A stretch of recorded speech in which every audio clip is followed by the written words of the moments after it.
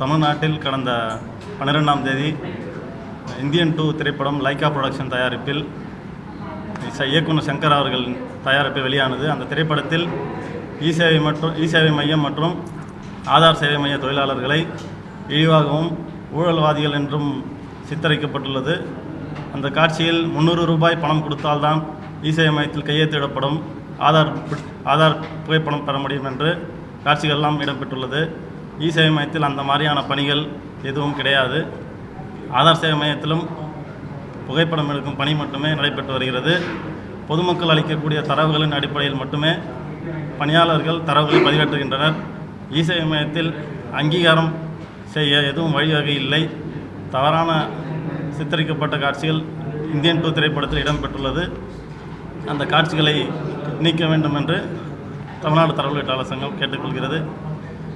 இ-சேவை மையத்தில் முக்கியமாக பல்வேறு பிரச்சனைகள் உள்ளது. தமிழ்நாடு அரசு கேபிள் டிவி நிறுவன இ-சேவை மையத்தில் அடிப்படை கட்டமைப்பு, அடிப்படை உபகரணங்கள் பொதுமக்களுக்கு சேவை செய்ய எதுவுமே நிர்வாகம் தரப்பில் வழங்கப்படுவதில்லை. ஊழியர்களுக்கு மிக குறைந்தபட்ச ஊதியமே அரசு நிறுவனங்கள் வழங்கி வருகிறது.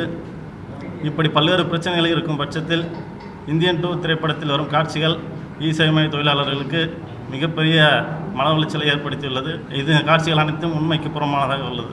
முக்கியமாக இந்த படத்தில் இ-சேவை தமிழகத்தினுடைய இ-சேவை மையங்கள், தமிழகத்தின் டாக் டிவி என்று சொல்லக்கூடிய தமிழக அரசு கேபிள் டிவி நிறுவனத்தினுடைய அது ஒரு பொதுத்துறை நிறுவனம். அந்த நிறுவனத்தில் பணி செய்யக்கூடிய இ-சேவை மையம் கிட்டத்தட்ட 22,000 மையங்கள் என்பது தமிழகத்தில் இருக்கிறது. அவர்களை இழிவாக பேசுவது, லஞ்சம் வாங்குறாங்க என்று பேசுவது என்பது மிகவும் கொடூரமான விஷயமாக நாங்கள் பார்க்குறோம், சங்கத்து சார்பாக நாங்கள் பார்க்குறோம்.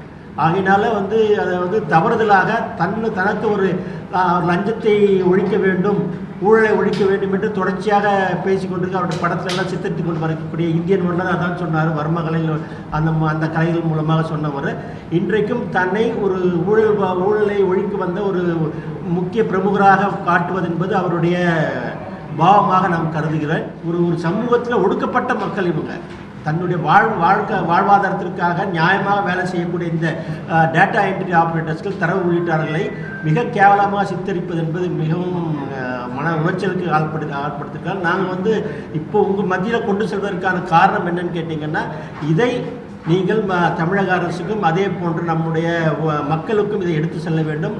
நீங்கள் யார் வேணால் கேட்டு பாருங்கள், நம்ம பொதுமக்களை டிஜிட்டல் பேமெண்ட் மூலமாக இந்த தர உள்ளீட்டாளர்கள், அந்த ஆதார் கார்டு கொடுக்கக்கூடியவர்கள் எந்தவித ஊழலும் செய்ய மாட்டார்கள், ஊழலுக்கு உட்படுத்த மாட்டார்கள் என்பதுதான் எங்களுடைய இது. ஆகவே தவறுதலாக சித்தரிக்கப்பட்டிருக்கக்கூடிய, வேண்டுமென்றே சித்தரிக்கப்பட்டிருக்கக்கூடிய இந்த படத்தினுடைய அந்த காட்சிகளை நீக்க வேண்டும். லைக்கா நிறுவனம் நீக்க வேண்டும். குறிப்பாக நம்முடைய சர்வதேச புகழ்பெற்ற சங்கர் அவர்கள், இயக்குனர் சங்கர் அவர்கள் இதை நீக்க வேண்டும் என்பதுதான் எங்களுடைய பிரதானமான குறிக்கோள். செய்திகளை உடனுக்குடன் தெரிந்து கொள்ள உடனே சப்ஸ்கிரைப் பண்ணுங்க.